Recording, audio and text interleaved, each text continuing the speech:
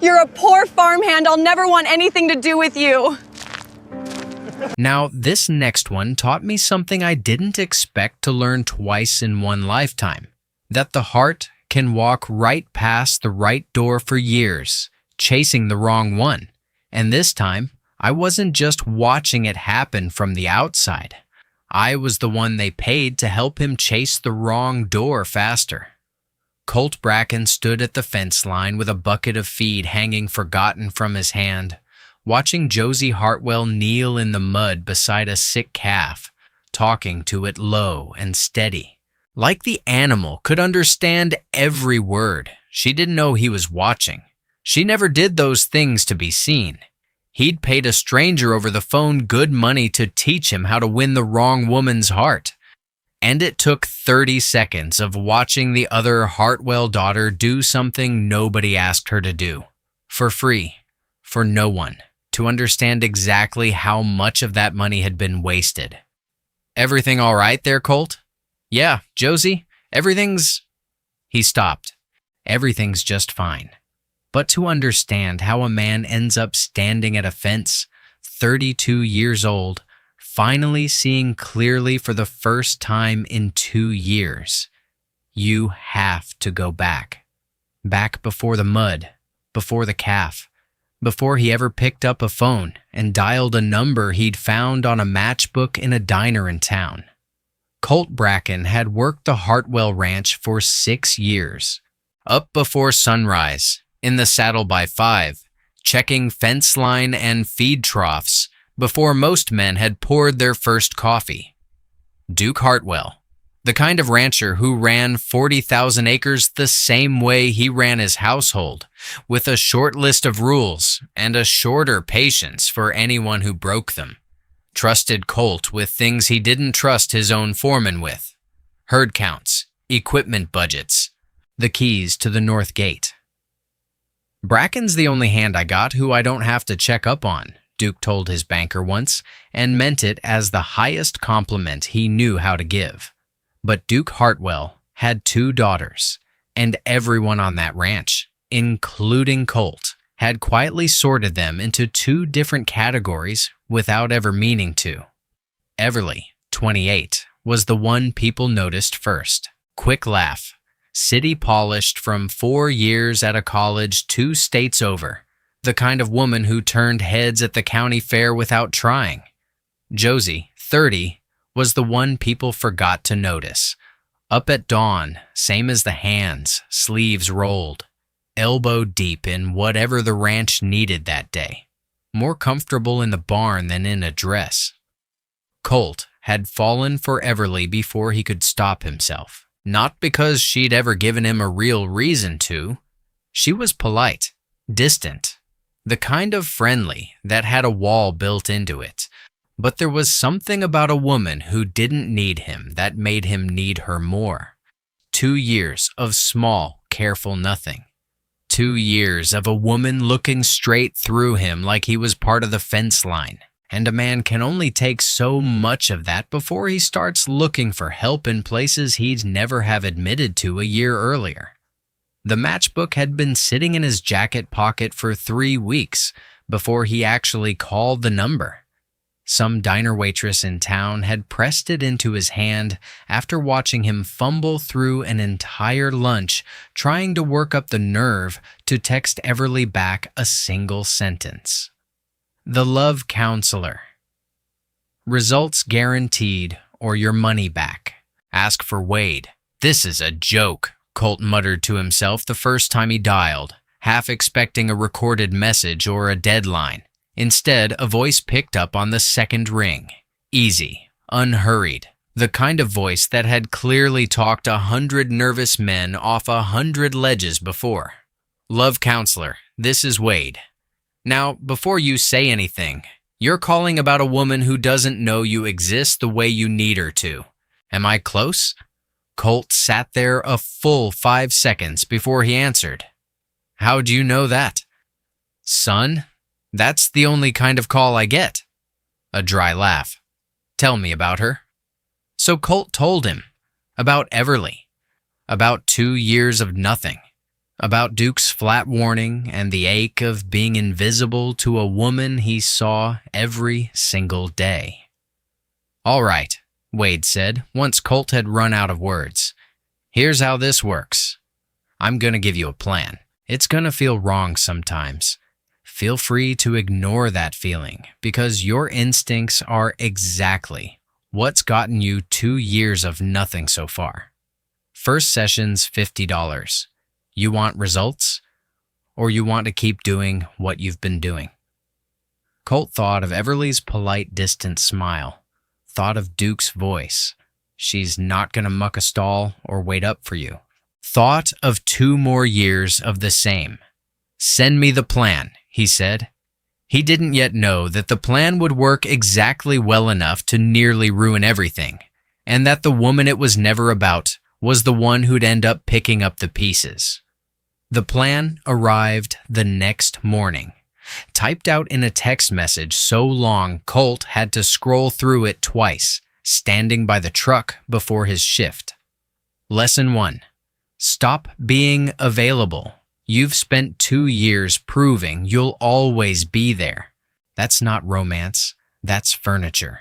Starting today, you don't chase, you don't linger, you don't offer. Let her wonder where you went. Trust the process. So when Everly came out to the porch that Thursday evening and said, "Walk with me? Want to see the new foals?" Colt didn't fall into step beside her the way he had every single time before. "Can't tonight," he said, not stopping what he was doing. "Got some things to finish up." Everly blinked, clearly unused to the sentence structure. "Okay, some other time then."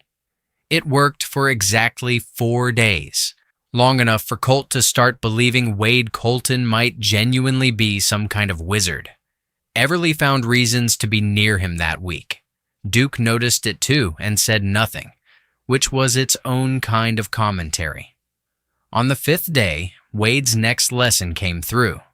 Lesson 2. Time to close the gap. Ask her to the Founders Day dance Saturday. Do it in front of people. It raises the stakes, and she won't want to say no publicly. Confidence is contagious. You've got this. Colt should have known better. He didn't. He waited until Saturday lunch, when half the hands were gathered by the equipment shed, Everly among them, trading stories with 2 ranch wives. "Everly." Every head turned. "Wanted to ask if you'd go to the Founders Day dance with me tonight." The silence stretched half a beat too long. Everly's laugh, when it came, wasn't cruel exactly. It was worse, because it was genuinely surprised. "Colt, I already told the Hendricks boy I'd go with him. Weeks ago. I didn't realize you were—" She gestured vaguely, unable to finish the sentence kindly. Somebody near the back didn't quite manage to swallow a laugh. Duke's jaw did a slow, tired shake of the head. "I told you so." Without a word. "Right," Colt managed. "No, that's fine. My mistake." He walked out before anyone could see his face do anything else. He found himself an hour later on an overturned bucket outside the small barn. Josie found him there without seeming to look for him. "Asking a woman out in front of an audience only works in the movies," she said, sitting on a second bucket. "In real life, it just means everybody gets to watch you fail." "Thanks. Real helpful. I'm trying to figure out who told you that was a good idea, because that is not a Colt Bracken idea." He didn't answer. Couldn't. Without admitting the $50, the matchbook, the whole humiliating architecture of it. Josie stood, held a hand down to pull him up. "Storm's coming in. Come help me get the horses in. Better use of an evening than sulking out here." He took her hand. It was, he'd think much later, the first time in 2 years he'd reached for one of the Hartwell sisters and actually been glad of what he found on the other end. The next lesson didn't come for a week, which was long enough for Colt to half convince himself he was done with the whole business. Then his phone buzzed on a Tuesday evening. Lesson 3. Public rejection isn't the end. It's data. She said no because there was no urgency, no comparison. We're gonna fix that. You need to be seen, really seen, paying attention to someone else, someone she already half notices. That sister of hers you mentioned. Nothing serious, just enough to make Everly wonder what she's missing. Colt read it twice, feeling something in his gut twist in a way the earlier lessons hadn't managed. "I'm not gonna use Josie," he said out loud to an empty barn like Wade could hear him. He called instead, "Not doing this one." "Why not?" "Because she's not a prop, Wade. She's—" He stopped, not sure how to finish that sentence, and not liking that he didn't have an easy answer ready. "Didn't ask you to hurt her, son. Ask her to come along to town with you Saturday. Grab a bite. That's it. If it happens to get noticed, it gets noticed. What she does with an afternoon is her business either way." Wade's voice had the patience of a man who'd talked people out of worse objections. "You're overthinking a lunch." It sounded reasonable enough that Colt let himself believe it was. He asked Josie on a Wednesday, feeling more nervous than the invitation should have warranted. "Thought I'd run into town Saturday. Grab lunch at the diner before the parts store closes. You want to come? Been meaning to thank you for the barn the other night." Josie looked at him a beat too long, like she was checking the offer for a catch and not quite finding one. "Sure, I need a new bit for Duchess anyway." It wasn't a date.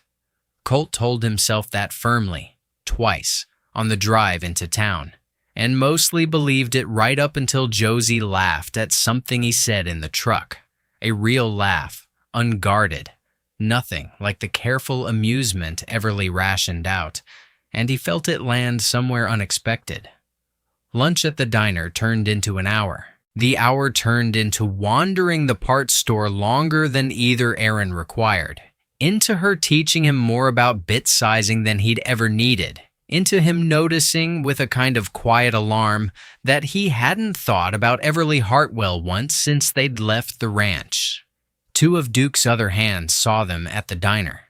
By supper, it had made its way back to the house the way everything did on a ranch that size. Everly noticed. Colt didn't see it happen, but Josie did.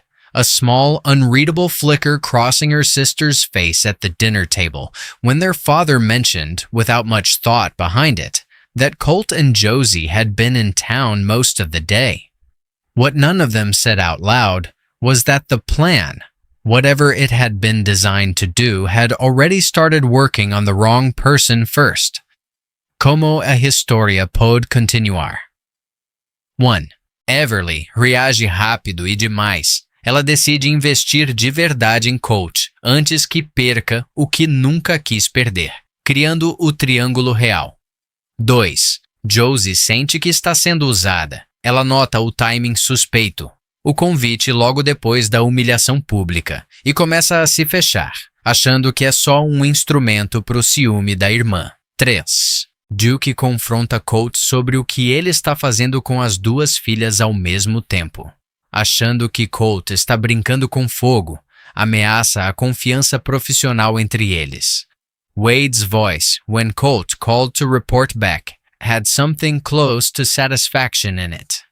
Told you. Give it a few more days. She's gonna come to you.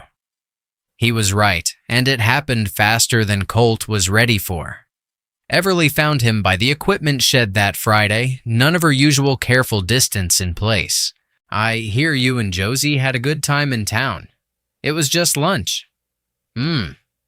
She studied him in a way she never had before, like he'd become overnight a puzzle worth the effort of solving.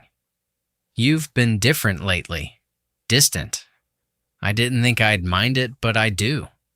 It was word for word the sentence Colt had spent 2 years hoping to hear. And standing there, hearing it finally arrive, he felt nothing like the triumph he'd expected. Just a strange, hollow unease, like a door he'd been pushing on for years had finally opened and shown him an empty room. He didn't have time to sit with that feeling, because Josie chose that exact moment to walk past the shed, saw the two of them close together, and didn't slow down, didn't say a word.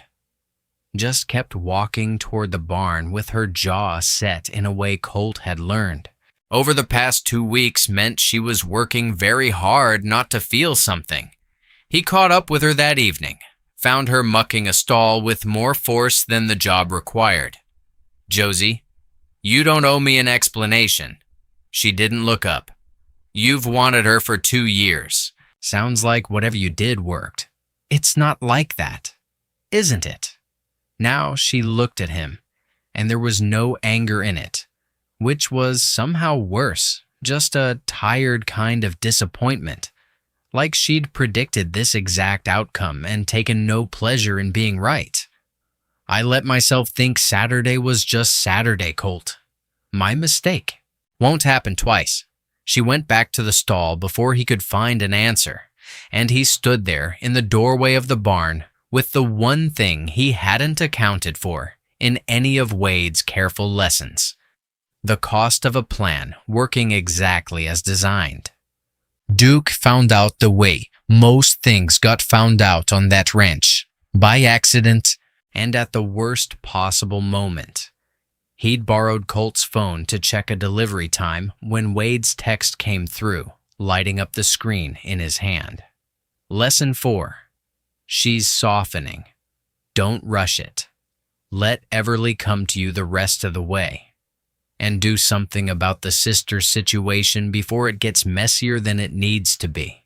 Duke read it twice before he understood what he was looking at. When Colt came back from the barn, Duke was still standing there, phone in hand, a look on his face Colt had never once seen aimed at him in 6 years. "You've been paying somebody," Duke said, "to teach you how to win my daughter." There was no good version of that sentence to hear out loud. "Duke, I can explain. You've been running some kind of scheme on both my girls. One for real, and one to make the other jealous." Duke's voice didn't rise, which was worse than if it had. "I trusted you with the keys to the north gate, son. I didn't think I needed to worry about the keys to my own house. It's not what it sounds like? Then tell me what it sounds like, because from where I'm standing, you've spent 6 weeks running an experiment on my family." Duke set the phone down on the fence post, hard enough to make a point without breaking it. "I want you gone from the house till you've sorted out whatever this is. You can still work the herd, but you stay off that porch." Word got to Josie before Colt found the nerve to go to her himself, which meant she heard the worst possible version of it first, that Colt had paid a stranger for a plan that used her specifically as a tool to win her sister. He found her by the fence line at dusk, the same stretch of fence from the cold open, though neither of them knew that yet. "Say it's not true," Josie said, not turning around. "Any part of it. Give me one part that isn't true." Colt opened his mouth and found for the first time in the whole miserable business that he didn't have a defense left to offer. "I called him because I didn't know how to be seen by anybody, not because I wanted to use you. I didn't know it was going to feel like this." "Feel like what?" "Like you're the only conversation all week I didn't have to think twice about." Josie finally turned. Whatever she saw on his face, it wasn't enough yet to undo 6 weeks of being somebody's strategy instead of somebody's choice. "That's a nice thing to say a little late, Colt." Her voice cracked once, just once, before she caught it. "Everly's decided she wants you now. Funny how that worked out. Exactly the way your $50 plan said it would." She walked back toward the house before he could answer, leaving him standing at the fence, feed bucket forgotten in his hand, watching her go and understanding. Finally, completely. 2 years and 6 weeks too late. Exactly which door he'd been chasing, and exactly which one he'd walked right past. Como a historia pod continuar. 1. Colt confronta Wade pela primeira vez. Ligando furioso, ele descobre que Wade sabia o tempo todo que esse era o risco real do plano, e isso muda a relação entre eles. 2. Everly faz sua jogada final sabendo da confusão. Ela tenta fechar negócio com Colt antes que ele se decida por Josie, usando a fragilidade do momento a seu favor. 3. Josie decide se afastar de vez do rancho por um tempo, pedindo para cuidar de um parente ou resolver algo fora, criando urgência real para Colt agir antes que seja tarde demais. Colt called Wade that night, out past the barn, where nobody would hear him lose his composure. "You knew," he said before Wade could even finish his greeting. "You knew this whole time there was a real risk I'd hurt somebody who never signed up for any of it." Wade was quiet a moment. The first real silence Colt had heard from him since that first phone call. "I knew there was a risk you'd figure out who you actually wanted before the plan finished working on who you thought you wanted." "Yeah, I knew that." "Why didn't you say something?" "Because it wasn't my business to tell you who to love, son. My business was teaching you how to get noticed. Turns out you got noticed by the wrong sister and the right one at the same time, and that's not a lesson plan. That's just what happens when a man finally starts paying attention to women instead of to one particular woman." Wade's voice softened, unhurried as ever. "You want my actual advice now? Free of charge this time?" Colt didn't answer, which Wade took as a yes. "Stop calling me. Go find Josie Hartwell and tell her the truth. The whole ugly, expensive, humiliating truth before somebody else gets to tell it to her worse than it already sounds." Everly's move. He didn't get the chance right away. Everly caught him at the truck the next morning, something new and urgent in her voice. "I heard about Dad, about everything. Colt, I don't care about any of that. I want to try, really try this time." 6 weeks ago, that sentence would have undone him completely. Standing in the yard now, feed sacks half loaded in the truck bed, he felt it land soft and distant, like a language he used to speak fluently and had somehow, without noticing, stopped understanding. "Everly." He said it gently, because none of this was her fault. Not really. 3 months ago, I'd have given anything to hear you say that. And now? Now, I think I finally understand why you never meant it before, and why it doesn't feel the way I thought it would, even now that you do. He shook his head slowly, more at himself than at her. "I'm sorry. I've got to go find your sister." Como a historia pode continuar?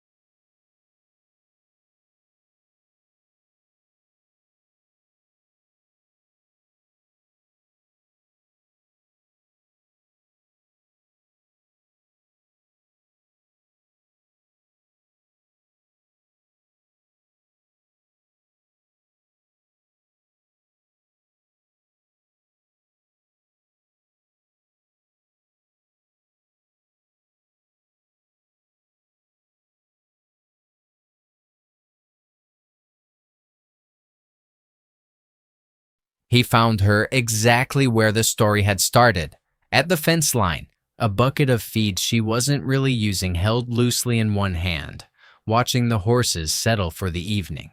She heard him coming and didn't turn around right away. "If you're here to explain again, save it," she said. "I heard enough at the barn." "I'm not here to explain. I'm here to tell you the truth all the way through, and then let you decide what to do with it." Colt stopped a few feet off, close enough to talk, not close enough to crowd her. The same distance she'd always given him, he realized now, without ever once making him feel unwelcome for taking up the space. "I paid a stranger $50 a lesson to teach me how to get a woman to notice me. Every single lesson worked exactly the way it was supposed to, and every single one of them was aimed at the wrong sister." Josie turned, arms crossed, waiting. "I didn't fall for you because of a plan, Josie. I fell for you in spite of one. Somewhere between a diner matchbook and a humiliating dance invitation, I started noticing the person who'd been standing right next to me the whole time, doing the actual work of caring about people without ever asking to be seen for it. That's not a lesson Wade Colton taught me. That's just what happens when a man finally stops looking in the wrong direction long enough to see what was already there." For a long moment, Josie said nothing, and Colt let the silence sit, because he'd said everything true he had left to say. "2 years chasing my sister," she finally said, "and $50 a session to learn how to do it better." Yeah, that might be the most pathetic thing I've ever heard a grown man admit to on purpose. Also true.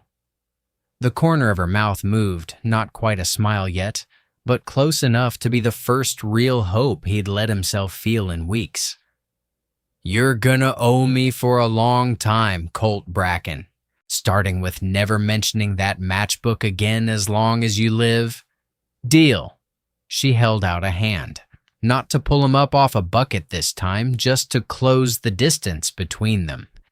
And he took it the way he should have. He understood now, from the very first day he'd ever worked this ranch. "Now here's what I've learned, doing this work as long as I have. Sometimes a person pays good money to learn how to win the wrong heart. And the lesson that actually sticks is a different one entirely. That the right person was never something you had to be taught to chase. She was just waiting for you to stop looking somewhere else. Have you ever realized too late that the person you were chasing wasn't the one who was choosing you back, and the one who was had been standing right beside you the whole time? If this one hit close to home, you know what to do. Like it, tell me in the comments which sister you saw coming, and subscribe, because next time, somebody else is going to learn this lesson the hard way too.